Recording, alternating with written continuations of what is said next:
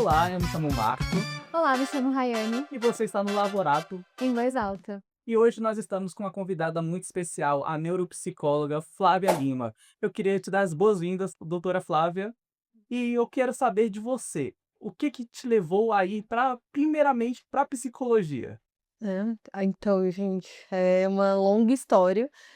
Eu sempre tive conectada com a psicologia desde a infância, então eu sempre gostei de cérebros e comportamento humano, Legal. né.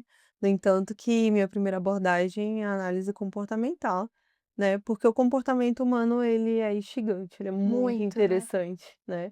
E aí, casei com a neuropsicologia, né, porque ela é um complemento, Uhum, né, eu acho que os 2 andam juntos, junto com a neurobiologia também, uhum. porque a gente é um conjunto, né. Legal.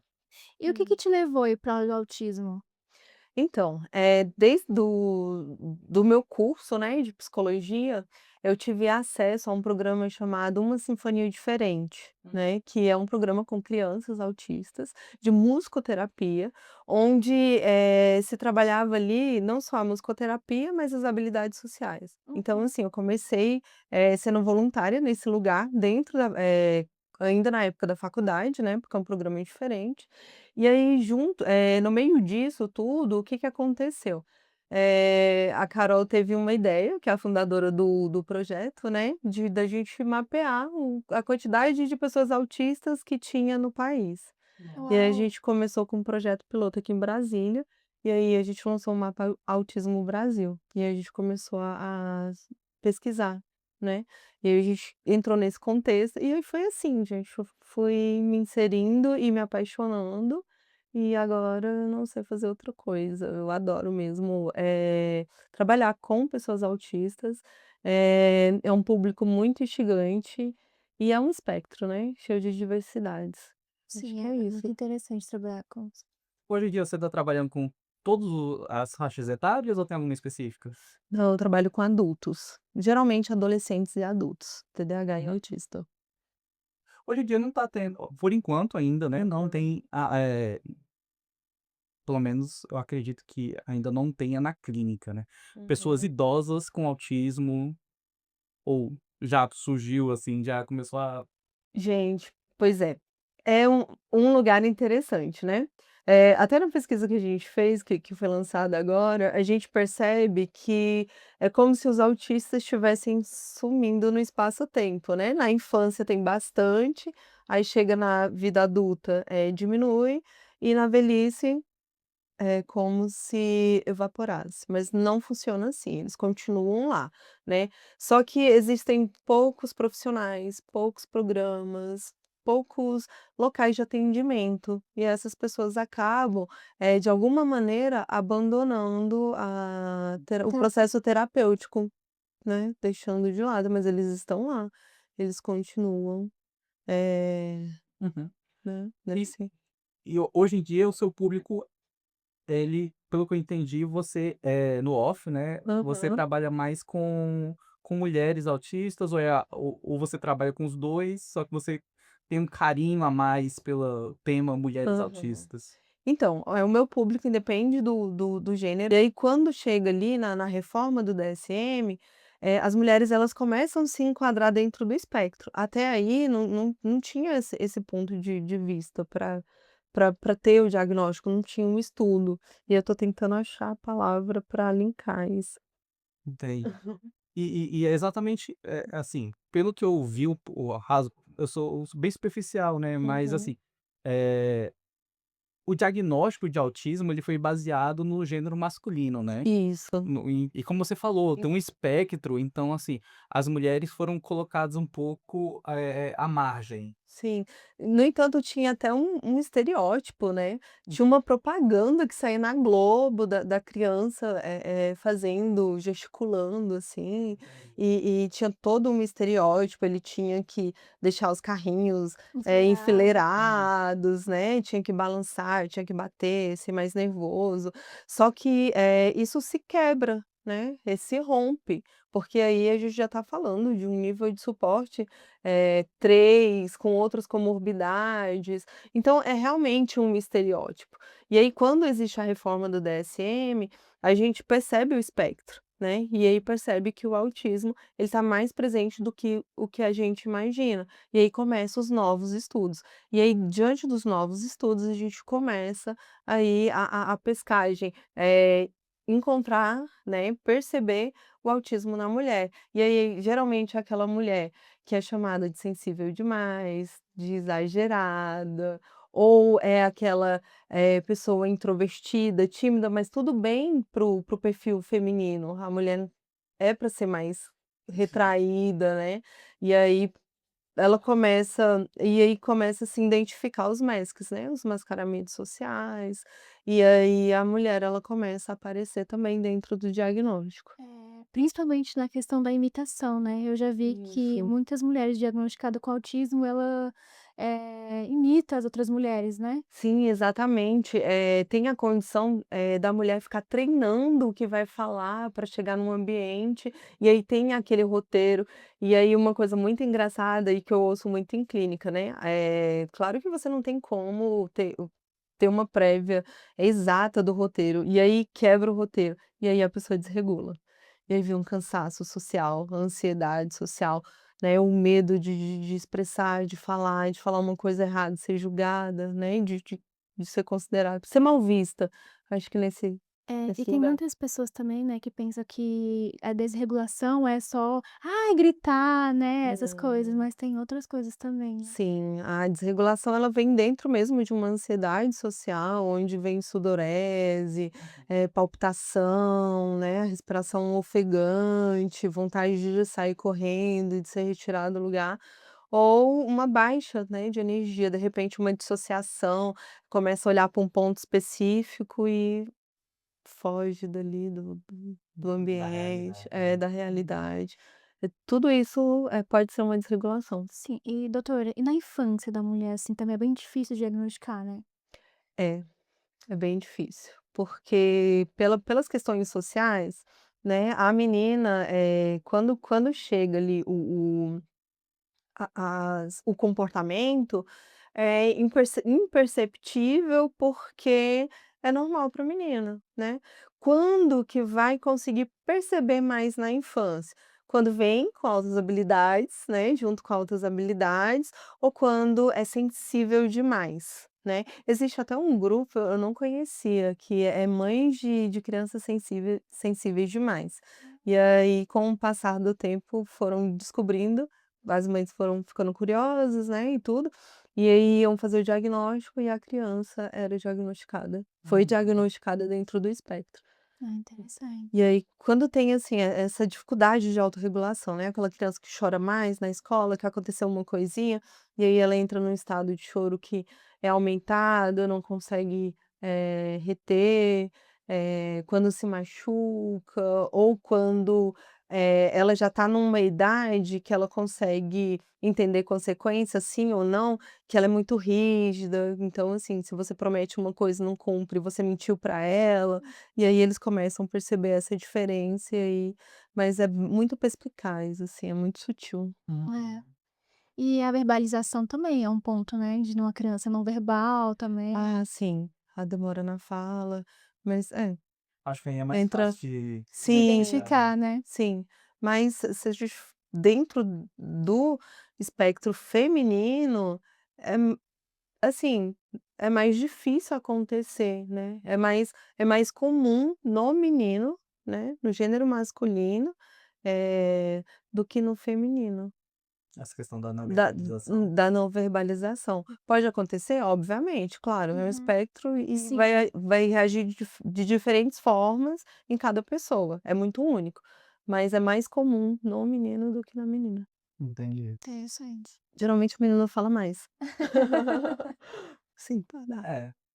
E assim, eu cheguei antes da gente começar a gravar, eu cheguei a te questionar, né, por exemplo, Uhum. tem pessoas que eu conheço que ela entrava nesse momento de desregulação, e para ela se regular, ela entrava no guarda-roupa, na Uhum. infância, que ela falava que era um lugar apertado e escuro. Uhum. Pode ser que seja também uma forma de regular se regular? Sim.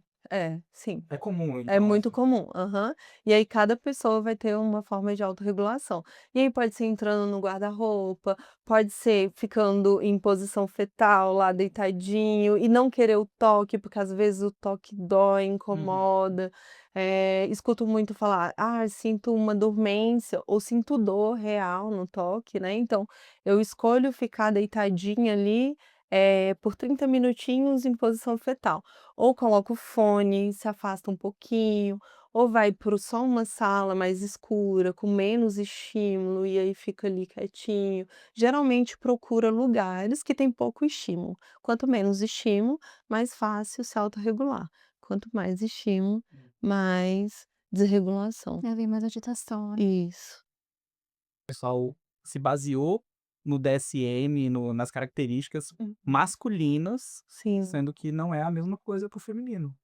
Porque se a gente for pegar o Asperger, por exemplo, que foi um dos transtornos que aglomerou ali, toda a indicação é masculina, Uhum, né, não vai entrar. sim.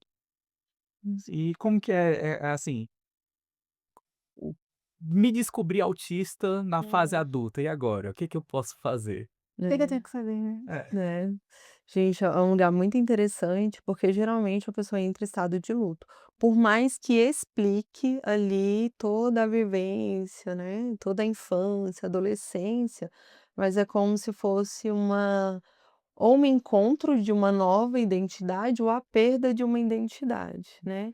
Mas o mais recomendável aí é o processo terapêutico, né, buscar profissionais que sejam especializados, né, e aí é importante psicoterapia, TO, aí eles falam assim: "TO pra mim?" "Sim, TO", né. Vou defender a musicoterapia, porque é uma área que ativa todos os lugares cerebrais, então é muito importante, né. O fono, todas as terapias que feita para a criança, também para o adulto, claro que num formato é diferenciado, mas o importante é fazer as terapias, é entender o lugar que essa pessoa está e quais são suas principais dificuldades, onde ela precisa de suporte, né. Porque se tem, o espectro, ela vai precisar de suporte, seja o suporte nível um, nível 2 ou nível 3. E o nível um não deixa de ser tão menos importante quanto qualquer um dos Tão outros. sofrido quanto, né. Tão sofrido quanto. É, porque às vezes a pessoa consegue trabalhar o dia todo, mas ela tá sentindo uma dor e ela não consegue pegar o telefone e ligar para o médico e marcar uma consulta. "Ah, mas ele tá procrastinando". Não, ele não dá conta. Ele não consegue, ele vai precisar de suporte ali, né. Perfeito.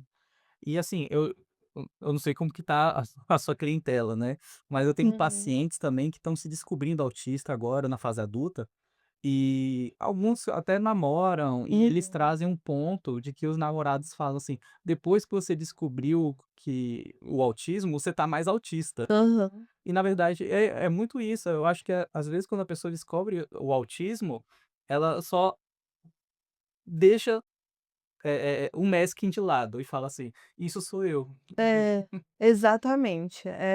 Porque quando vem o diagnóstico, é como se fosse aquele alívio, assim: "Agora eu posso ser quem eu sou", Aham. né. E aí, antes eu tinha esse comportamento para evitar que você me visse, porque eu sou diferente, então eu me sinto incomodado em ser diferente, né.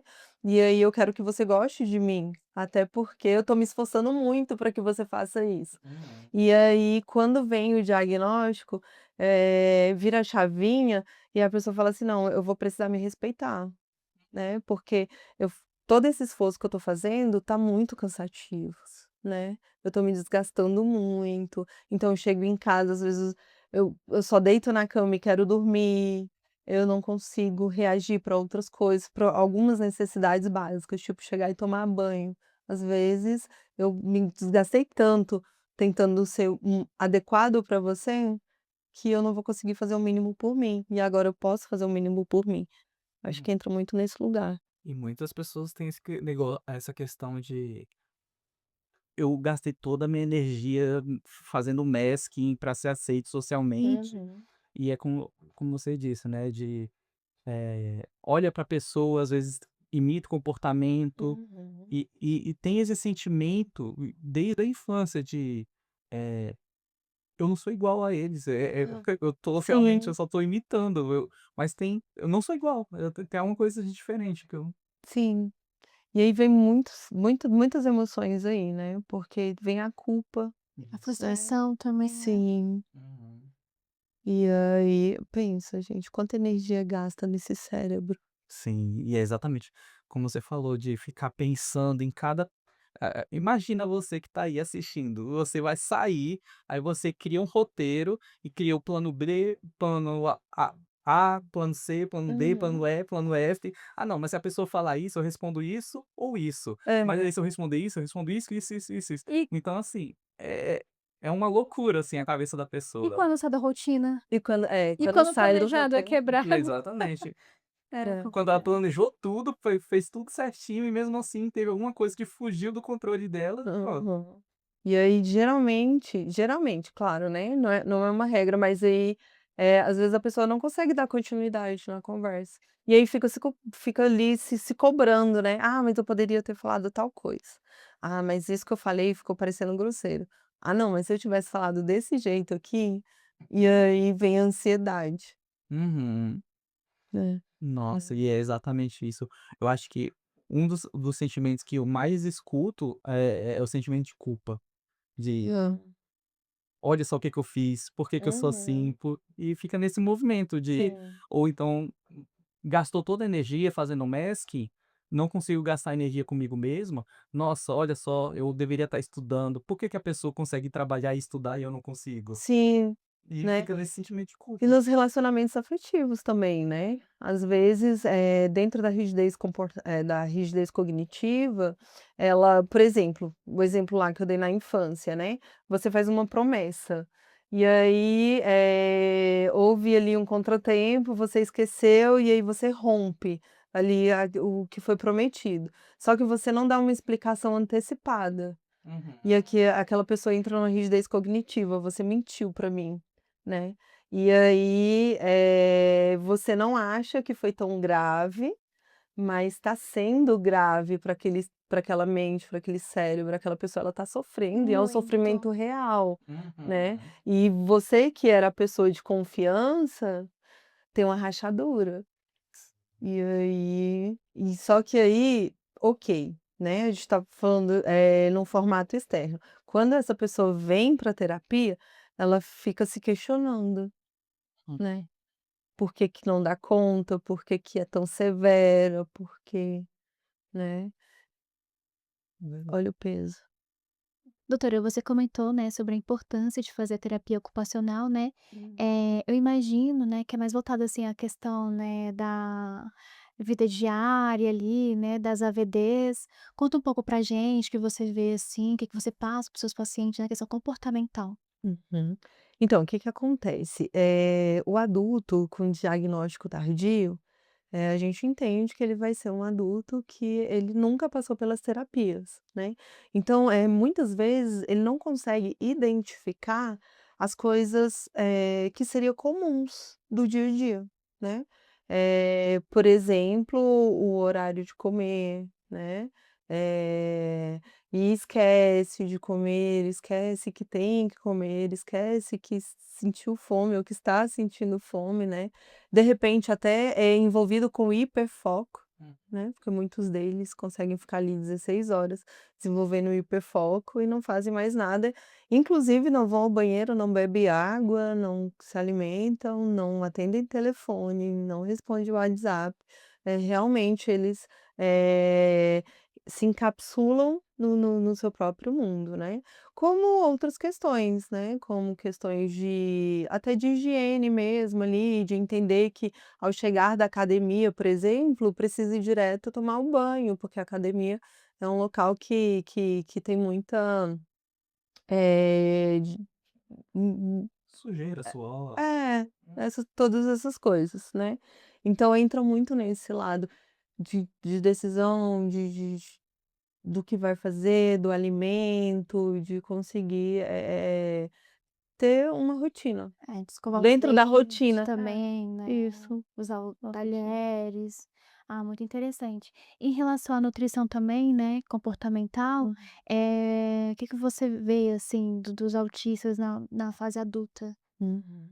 Essa parte da nutrição ela é muito importante, né, porque já tem estudos, já tem artigos comprovando que tem alguns alimentos que são inflamatórios, mais para eles, né, inclusive, por exemplo, o glúten, né, então assim, inclusive, nota-se que uma margem de pessoas dentro do espectro são celíacas, né, então o glúten ele gera o desconforto nutricional, que aumenta a agitação, que aumenta a desregulação, né, e aí quando tem um acompanhamento, nutricional, eh, vai ajudar ali tanto na autorregulação, né, quanto em questões, do cotidiano, do dia a dia ali, porque ele vai conseguir se manter mais, saudável, de forma real, assim, né. E é interessante também, pra tomada de decisão aí também junto com o TO, né, a tomada de decisão do que vai comer e essa coisa da regra, né, de seguir um um padrão também, O uma mesmo rotina o mesmo alimentar. cardápio também, né. Isso, né, vai ajudar ótimo você ter entrado nesse assunto, né, vai ajudar muito na seletividade alimentar, né, porque a dieta ela vai ser construída, para que ele consiga, de fato, se nutrir bem, mesmo mediante, né, a seletividade que às vezes é muito rígida, né, E não quando dá, não consegue. E com a nutrição também dá para aumentar o repertório, né, fracionar Sim, novos alimentos ali durante o dia a dia, né, também. exatamente. A nutrição ajuda bastante ali, principalmente a Não, nutrição é comportamental. fundamental, gente, é fundamental, né, quando a gente tanto na infância, né, principalmente quando é o autista não verbal, que às vezes a desregulação vem por um desconforto intestinal, e ele não está conseguindo replicar isso, ele não está conseguindo falar, tanto quanto na vida adulta. É importante mesmo esse trabalho da nutrição, da Sim. TO ali, para trabalhar ali a questão do comportamento, Ainda, né. tá. E a parte do controle inibitório também, né, porque às vezes, muitas vezes a pessoa dentro do espectro, ela não entende que ela está saciada, por exemplo, né. E aí se ela tem esse profissional que auxilia ela e já existe uma regra alimentar, ela vai conseguir, se adequar bem, vai conseguir se regular melhor, E também tem a questão também da compulsividade também, né, alimentar ali. né. Entendi. Então, assim, a psicologia, ela seria mais essa, aju tanto a psicologia quanto a TO, de criar estratégias para burlar esse sistema dela, essa rigidez cognitiva, por exemplo, essa questão dessa dificuldade de se perceber saciado. Então a Uhum. psicologia e a TO se unem nesse momento para criar estratégias Sim. para poder burlar esse sistema. Isso, para treinar mesmo e no Uhum. comportamento, já que o sistema inibitório está em colapso, né. Entendi. E aí dá para ser treinado e regulado. Você trouxe um ponto que eu achei muito legal, assim, Hum. que é a questão dos hiperfocos, né. Uhum. Eu vejo que os autistas eles possuem um hiperfoco, principal Sim, e outros que são os hiperfocos secundários, que vão mudando sim. semanalmente ou é comum isso Aham. acontecer, não é? É muito comum. O hiperfoco principal, ele vem ali geralmente desde a infância e se perdura pela vida, né. Aham. Agora uma curiosidade, geralmente, tá, não é uma regra, mas geralmente o hiperfoco, esqueci a palavra, meu povo.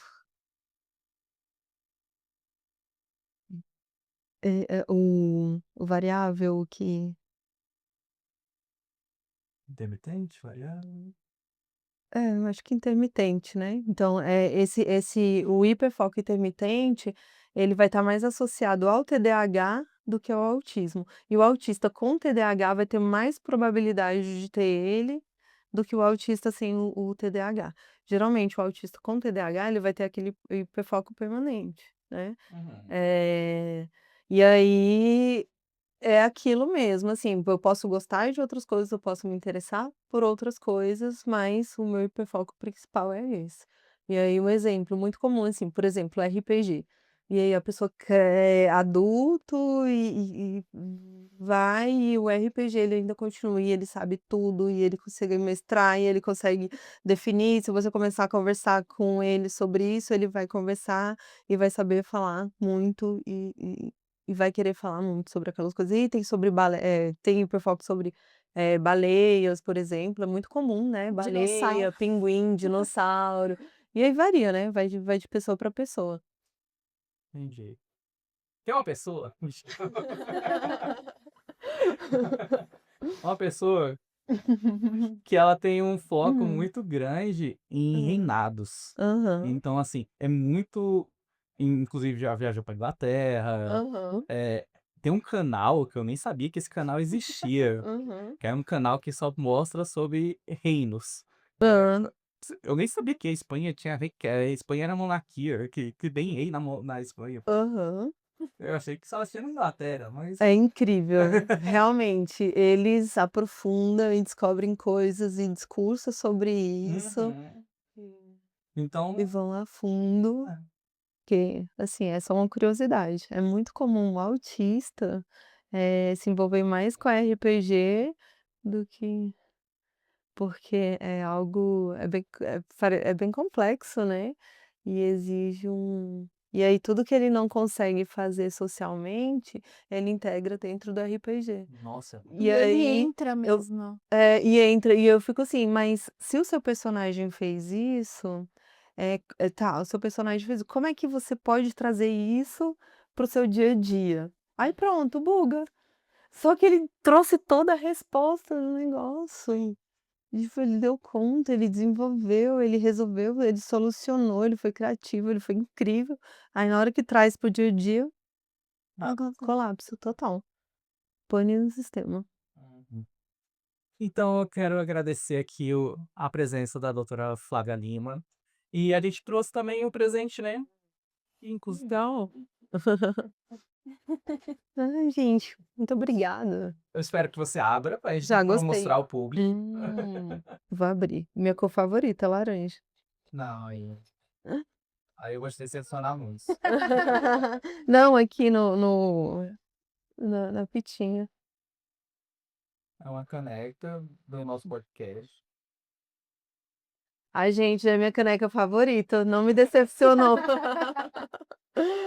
Já amei, vou tomar café com ela todos os dias. Ah, que bom. Gostou? Muito obrigada. Amei. Que gracinha, gente. Então, nós ficamos Menina. por aqui, mais um episódio. Lembre-se que toda sexta-feira, às 18 horas, nós temos mais convidados, mais episódios e sempre trazendo conteúdo de qualidade para você estar acompanhando.